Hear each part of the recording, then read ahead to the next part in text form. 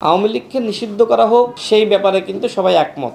আওয়ামী লীগ গণহত্যা চালিয়েছে, বাংলার জমিনে বিচার হওয়ার আগে আওয়ামী লীগ নির্বাচনে অংশ নিতে পারবে না। নতুন একটি দল গঠিত হয়েছে, আমরা তাদেরকে সাধুবাদ জানাই, শুভকামনা জানাই, কিন্তু আসলে এই দল গঠিত হওয়ার আগেই তাদের শত্রুর সংখ্যা বেড়ে গিয়েছে। আমি তাদেরকে বলেছিলাম, দেখেন, আপনারা যদি জন্মের আগে হাজারো শত্রু বানিয়ে ফেলেন তাহলে শুভকামনা জানানোর লোক থাকবে না। তো তারা তো আসলে সেটাই করেছে, তারা দল গঠন করছে, ভালো কথা। আমাদের কেন্দ্রীয় কমিটির লোকজনকে নিয়ে তাদের কমিটি গঠন করতে হবে, এটি আসলে কোনোভাবেই কাম্য না। তারা সেই কাজটি করেছে। আমরা পরবর্তীতে যখন তাদের সাথে আলাপ হয়েছে আমরা বলেছি যে তোমাদের এই কাজটি ঠিক হয়নি। আমি দেখলাম যে তারাও কিন্তু এই ঘটনায় অনুতপ্ত। যাই হোক, যেটি ঘটেছে আমি মনে করি অনাকাঙ্ক্ষিত, যেহেতু আমাদের যারা গিয়েছিল তারা ফিরে এসেছে, হয়তো তারা তাদের অনুধাবন হয়েছে না। 7 মাসে তো সংস্কারই শুরু হয়নি, আমাদের প্রধান উপদেষ্টা নিজেই বলেছেন। সুতরাং আমি কোথায় সফলতা দেখব? সরকার তো নিজেই বলছে আমার কোনো সফলতা নাই, মানে সংস্কারই তো সফলতা। তিনি বলেছেন যে এখনো পর্যন্ত আমরা সংস্কার শুরু করতে পারিনি।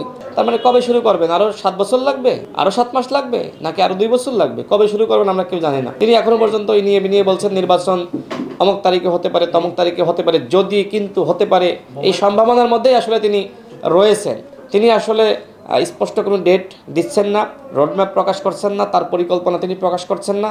আসলে আমাদের কাছে এই যে তার এক ধরনের অন্ধকারের জনগণকে রেখে বক্তব্য দেওয়া, এটি নিয়ে সন্দেহ সংশয় তৈরি হয়েছে যে এই সরকারও কি আসলে আবারও 1-11-র পথে হাঁটছে, এই সরকারও কি আবার ওই বিরাজনীতিকরণের পথে হাঁটছে, এটি নিয়ে আসলে সন্দেহ সংশয় তৈরি হয়েছে। ছাত্র জনতা আসলে কেউ না, অনেক সময় আওয়ামী লীগ এই ধরনের ঘটনা পরিকল্পিতভাবে ঘটাচ্ছে, বা কোথাও কোনো মুভমেন্ট তৈরি হলে সেখানে আওয়ামী লীগ ঢুকে পড়ছে। সুতরাং আমি মনে করি যে এই মুহূর্তে দেশে একটি ষড়যন্ত্র চলছে। সম্মিলিতভাবে এই ষড়যন্ত্র যদি আমরা মোকাবেলা করতে না পারি তাহলে আমাদেরকে খেসারত দিতে হবে। আওয়ামী লীগকে নিষিদ্ধ করা হোক সেই ব্যাপারে কিন্তু সবাই একমত। জাতীয় সংলাপ হয়েছিল, সেখানে কিন্তু সবাই আওয়ামী লীগের নিষিদ্ধের ব্যাপারে একমত। তো অতীতে আসলে কে কি বক্তব্য দিয়েছে আই ডোন্ট নো, বাট জাতীয় সংলাপে আমি দেখেছি যে সেখানে আসলে আওয়ামী লীগের নিষিদ্ধের ব্যাপারে মোটামুটি সবাই একমত। সুতরাং এই সরকার উচিত হবে এখন আওয়ামী লীগকে নিষিদ্ধ করে ফেলা। সরকার কেন নিষিদ্ধ করতেছে না?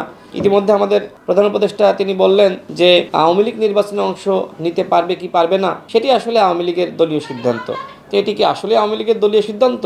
আওয়ামী লীগ গণহত্যা চালিয়েছে, বাংলার জমিনে বিচার হওয়ার আগে আওয়ামী লীগ নির্বাচনে অংশ নিতে পারবে না। আমাদের দলীয় অবস্থান ক্লিয়ার, আওয়ামী লীগকে অবশ্যই নিষিদ্ধ করতে হবে। দেখেন, আগামী নির্বাচনে যদি আওয়ামী লীগ অংশ নেওয়ার সুযোগ পায় তাহলে আওয়ামী লীগ কিন্তু আগামী নির্বাচনে বিরোধী দল হবে, কারণ আওয়ামী লীগ কিন্তু ছোটখাটো দল না, একটি বড় দল। সুতরাং আপনি কি আওয়ামী লীগকে বিরোধী দল বানাবেন? সেই সিদ্ধান্ত আপনাকে নিতে হবে। এরপরে কি হবে? পরের টার্মে কিন্তু আওয়ামী লীগ ক্ষমতায় যাবে। সুতরাং আওয়ামী লীগের ব্যাপারে যদি আপনি কার্যকরী সিদ্ধান্ত গ্রহণ করতে না পারেন তাহলে কিন্তু আওয়ামী লীগ যখন আবার ক্ষমতায় ফিরে আসবে সবগুলোকে ফাঁসিতে ঝুলাবে।